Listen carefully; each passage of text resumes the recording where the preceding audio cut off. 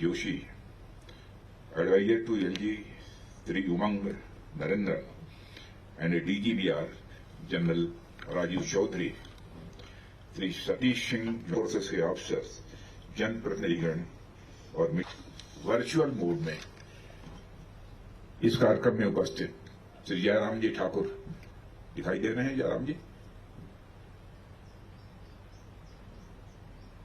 श्री जयराम जी ठाकुर, हाँ, नमस्कार जयराम जी। नमस्कार जी, नमस्कार। आप ठीक हैं? आपको देख करके बहुत बहुत बहुत बहुत अच्छा लगा। बधाई आपको, बहुत बधाई आपको। बहुत बहुत धन्यवाद। श्री हमारे उत्तराखंड के मुख्यमंत्री श्री तीरथ सिंह जी रावत, तीरथ सिंह जी आपको भी देखना चाहूंगा।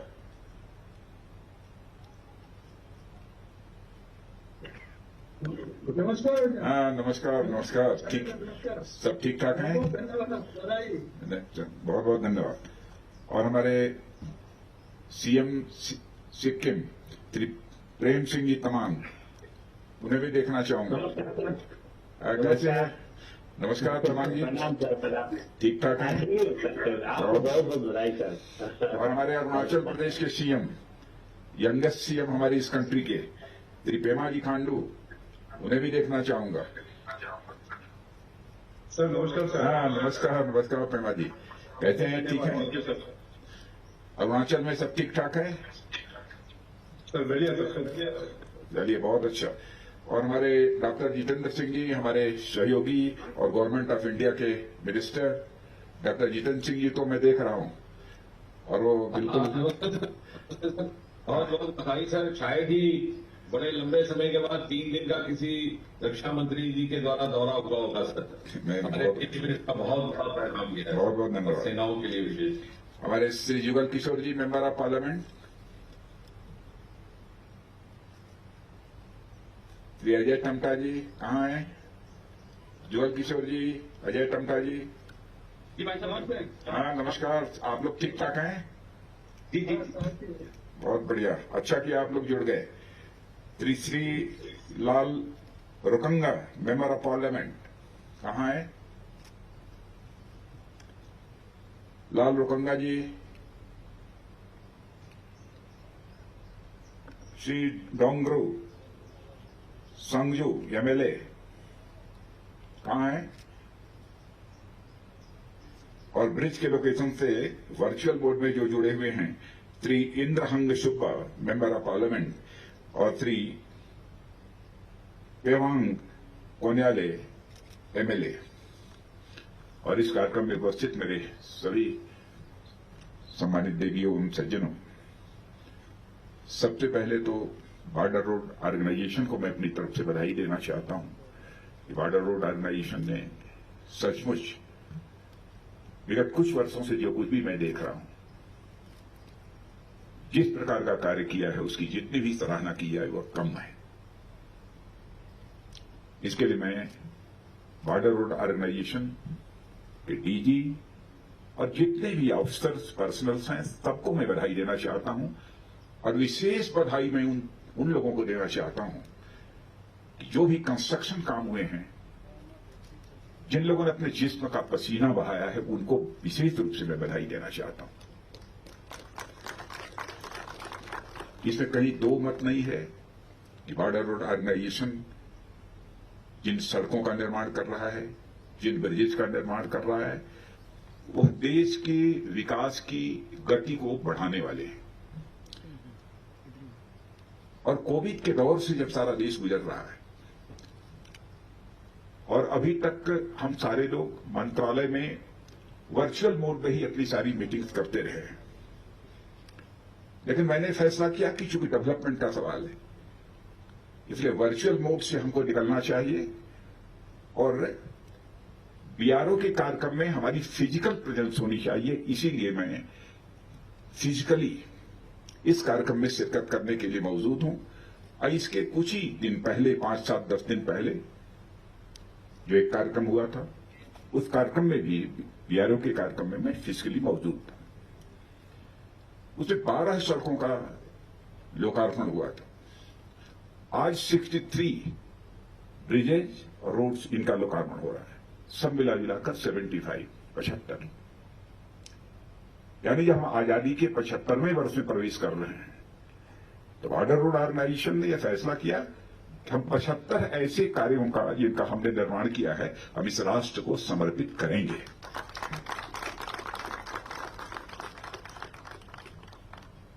और इस इवेंट का ऑर्गेनाइजेशन बॉर्डर रोड ऑर्गेनाइजेशन ने किया है और वर्चुअल प्रेजेंस से ये फिजिकल प्रेजेंस की हाल की जो हमारी यात्रा रही है, या मैं कहूं वर्चुअल प्रेजेंस से लेकर फिजिकल प्रेजेंस तक की हमारी यह यात्रा बॉर्डर रोड ऑर्गेनाइजेशन के सहारे तय हुई है, तो यह कहना भी एग्जैगरेशन नहीं होगा, यह अतिशयोक्तिपूर्ण नहीं होगा। शायद बॉर्डर रोड ऑर्गेनाइजेशन के कार्यक्रम तय न हुए होते तो हम भी वर्चुअल मोड से न निकल पाते, लेकिन हम निकलने में कामयाब रहे। और यह जो 63 ब्रिजेज आज बने हैं, इसके पहले के 12 ब्रिजेज, टोटल 75, सचमुच हमारे बॉर्डर रोड ऑर्गेनाइजेशन के सारे कर्मियों की मेहनत और उनकी सूझबूझ के परिणाम स्वरूप ही यह संभव हो पाया है। और कोविड के दौरान जब सारी दुनिया अपने घरों में सिमटी हुई थी, उस समय भी बाहर निकलकर लगातार काम करते रहना जनता के लिए, इस राष्ट्र के लिए, यह कोई छोटी बात नहीं है। मैं इसके लिए बॉर्डर रोड ऑर्गेनाइजेशन की मैं पुनः प्रशंसा करना चाहता हूं। और मित्रों, आप सब मेरी इस बात से भी सहमत होंगे, किसी भी राष्ट्र के डेवलपमेंट में, किसी समाज के डेवलपमेंट में कनेक्टिविटी की क्या अहमियत होती है।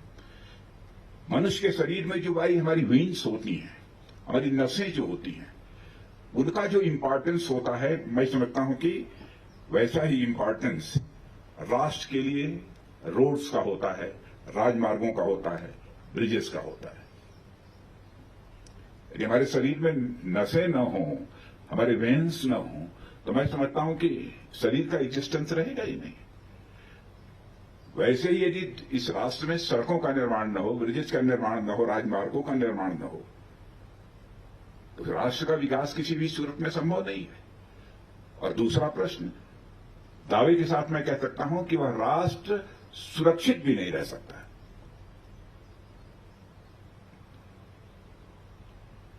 इसीलिए मैं कहता हूं कि बॉर्डर रोड ऑर्गेनाइजेशन ने कनेक्टिविटी की दृष्टि से बहुत ही महत्वपूर्ण भूमिका निभाई है। आज ये क्यूनगम ब्रिज का उद्घाटन हो रहा है और इसके साथ ही जम्मू कश्मीर, आंध्र प्रदेश, असम, सिक्किम, नागालैंड, मणिपुर के 62 ब्रिजेस का भी लोकार्पण हो रहा है, टोटल 63।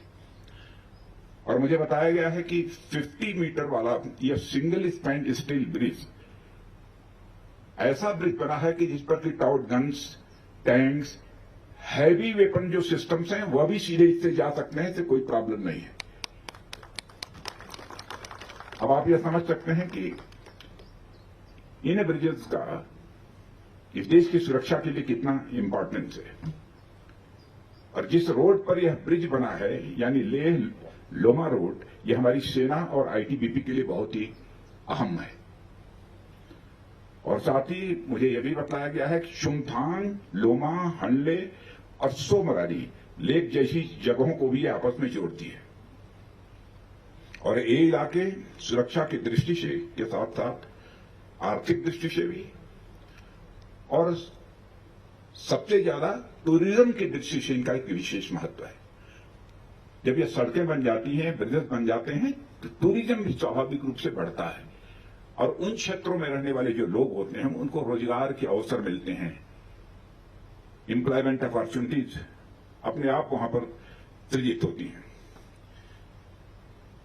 और जिन क्षेत्रों में बनते हैं उन क्षेत्रों का सोशियो इकोनॉमिक डेवलपमेंट, सामाजिक आर्थिक विकास स्वाभाविक रूप से यह होता है। इसलिए काम बहुत ही महत्वपूर्ण है। और फोन कनेक्टिविटी, और मुझे बताया गया केवल फोन ही नहीं बल्कि इंटरनेट कनेक्टिविटी भी यहां दी जा रही है। और मुझसे कल लेफ्टिनेंट जनरल जोशी जी चर्चा कर रहे थे, उसमें सेना किस तरीके से सहयोग कर रही है। मैं अपनी सेना को भी इसके लिए मैं बधाई देना चाहता हूं जोशी, आपकी तरफ से सभी को, आप लोगों का बहुत सहयोग है। सीमाई क्षेत्रों में रहने वाली हमारी जनता को कनेक्टिविटी की भी यह सुविधा प्राप्त हो सके। मुझे बताया गया चूसुल के किसी काउंसलर ने 14 कॉर्प्स के कमांडर, आज कुछ आवश्यक रह गया इसलिए आज उनका आना नहीं हो पाया है, उनसे कोई बात उन्होंने कही थी और मुझे यह बताया गया कि 7 दिन नहीं बीते कि इन दोनों गांवों तक ऑप्टिकल फाइबर पहुंचा दिए गए। यह बात सच है? वो काउंसलर है चूसुल के यहां या नहीं है? और इन गांवों के लिए ये छोटी घटना नहीं है।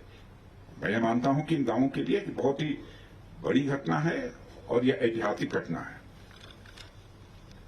और मित्रों, यदि मैं डेवलपमेंट की बात कर रहा हूं इस लद्दाख के, तो इस समय थोड़ी चर्चा मैं करना चाहूंगा कि लद्दाख का स्टेटस पहले क्या था और जम्मू कश्मीर का स्टेटस पहले क्या था। सरकार ने 2 साल पहले एक ऐतिहासिक फैसला किया है। जम्मू कश्मीर भी यूनियन टेरिटरी बन गया, लद्दाख भी अलग से यूनियन टेरिटरी बना है। लद्दाख के लोगों से जब मैं बात करता हूं और अपने member of parliament Shri Jamyang Namgyal से मैं बात कर रहा था, कुछ अंतर दिखाई देता है कि नहीं।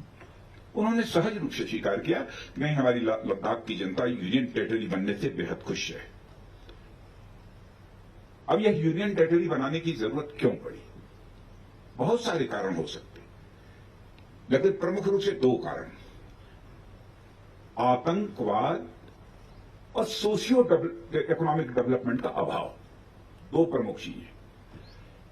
चाहे सेंट्रल गवर्नमेंट का जितना भी असिस्टेंस मिल जाए और जिस हद तक सोशियो इकोनॉमिक डेवलपमेंट होना चाहिए था, नहीं हो पाता।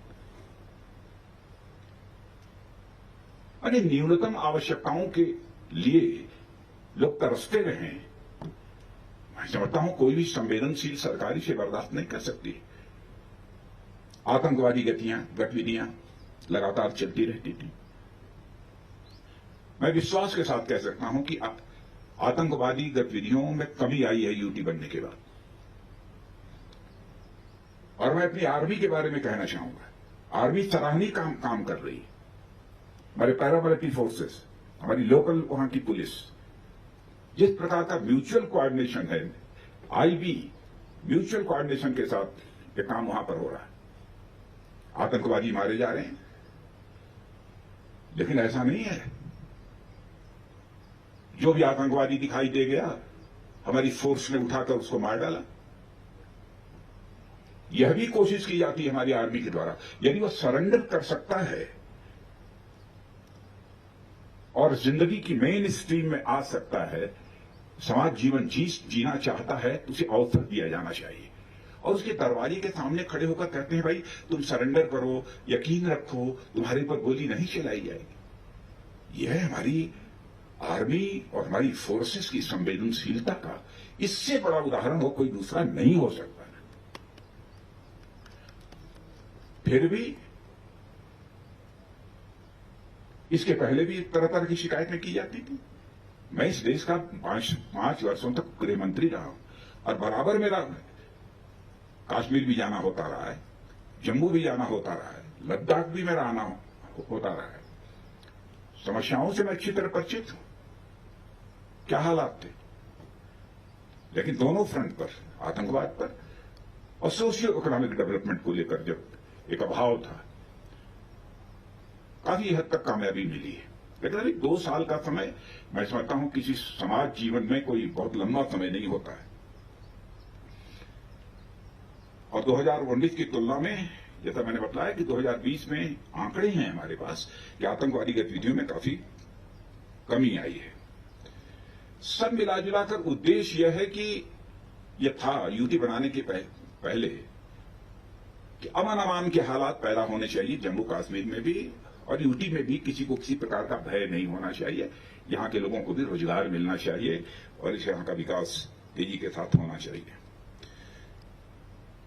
और आपने देखा होगा कि यूटी बनने के बाद इंफ्रास्ट्रक्चर बिल्डिंग और इन्वेस्टमेंट की दृष्टि से भी हमारी सरकार ने कई कदम उठाए हैं। अब मैं एक उदाहरण यहां पर देना चाहता हूं केवल, यदि मैं केवल एनर्जी सेक्टर की मैं बात करूं तो लद्दाख में intrastate power grid 8 hydro power projects ONGC के सहयोग से देश के पहले जियो थर्मल फील्ड डेवलपमेंट जैसे प्रोजेक्ट सरकार द्वारा उठाए गए कुछ प्रमुख कदम हैं। क्या इसके पहले कभी किसी ने सोचा था? ये यूटी बनने की बात की है। परिणाम क्या होगा? सुदूर गांवों तक बिजली पहुंचेगी और ग्रीन एनर्जी पहुंचेगी। पर्यावरण के ऊपर कोई दुष्प्रभाव नहीं पड़ने पाएगा। और इसी प्रकार लद्दाख के विकास के लिए भी कई कल्याणकारी योजनाएं जो पहले लागू ही नहीं होती थी, प्रधानमंत्री आवास योजना, प्रधानमंत्री ग्राम सड़क योजना, कौशल विकास की योजना, प्रधानमंत्री किसान सम्मान निधि, जो प्रतिवर्ष प्रधानमंत्री 6,000 रुपया किसानों के खाते में डालते हैं, वो भी नहीं पहुंचता।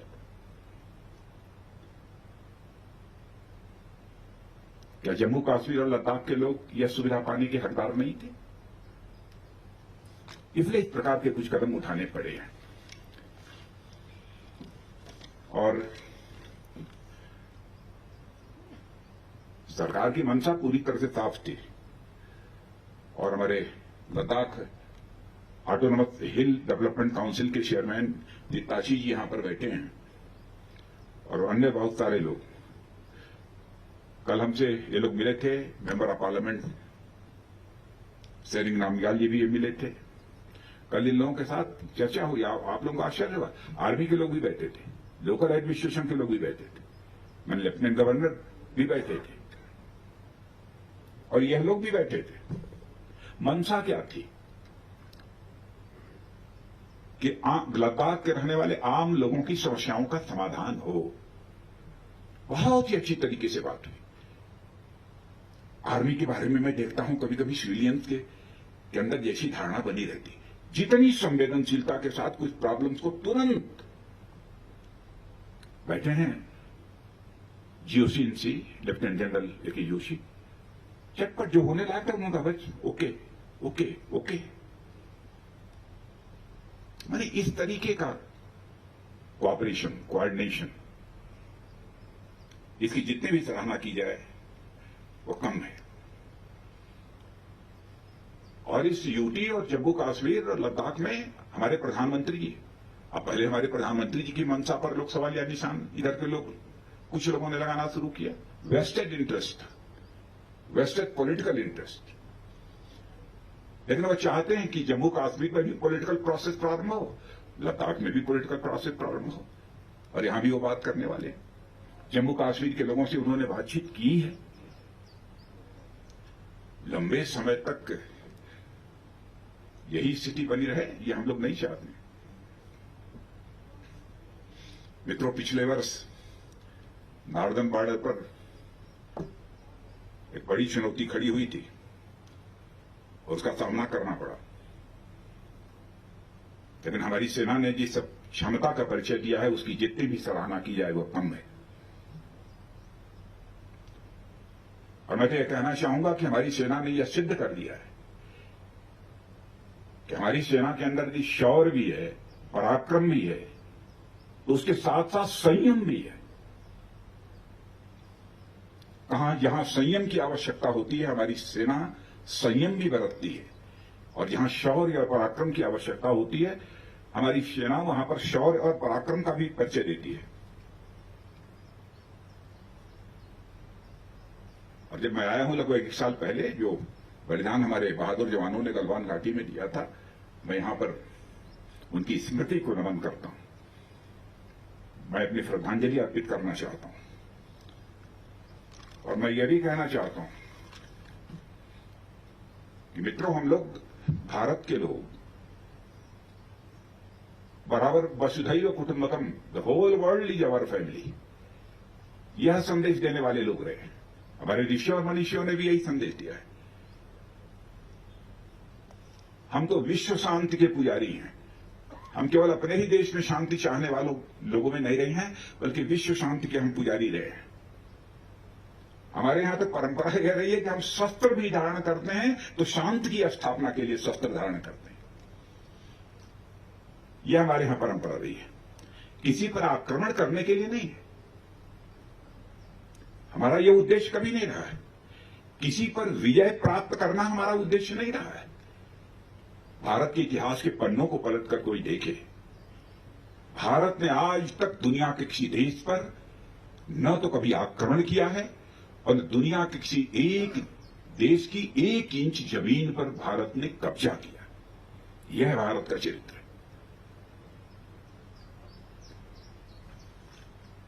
हमारी मंशा पूरी तरह से साफ है, लेकिन है पड़ोसियों के साथ कभी कभी ठन जाती है।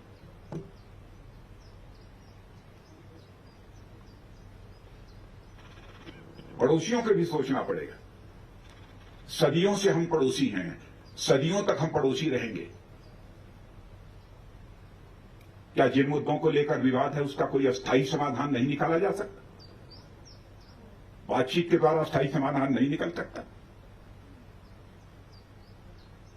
हम पड़ोसी थे, पड़ोसी हैं और पड़ोसी रहेंगे। मैं सारे पड़ोसियों की बात कर रहा हूं। क्यों नहीं बातचीत के जरिए समाधान निकाला जा सकता? मनसा साफ चाहिए।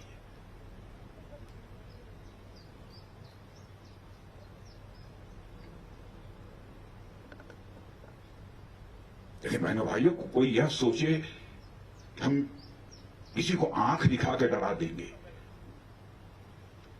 मुझे अपने सेना की शौर्य और पराक्रम पर विश्वास है। आंख दिखाने वालों को माकूल जवाब देने की कुवत भी हमारे देश की सेना के जवानों के अंदर है। हम न किसी को आंख दिखाना चाहते हैं, न किसी का आंख दिखाना हमें मंजूर है। हमारी मंशा पूरी तरह से साफ है।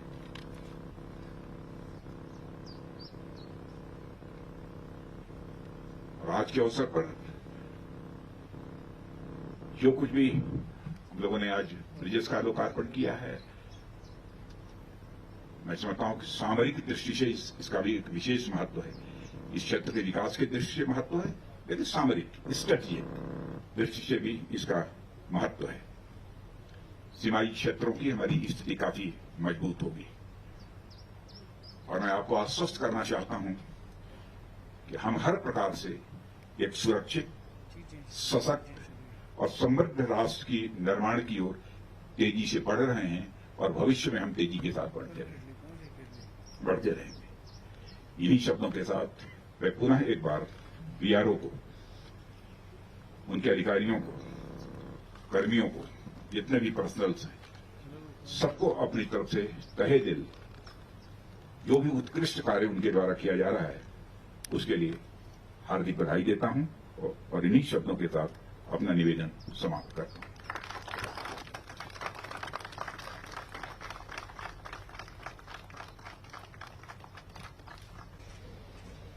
अपने अपने चीफ इंजीनियर प्रोजेक्ट हिमांक ब्रिगेडियर अरविंदर सिंह से अनुरोध कर अपने कार्यक्रम में उपस्थित सभी गणमान्य अतिथियों के प्रति आभार और अपना धन्यवाद ज्ञापन करें।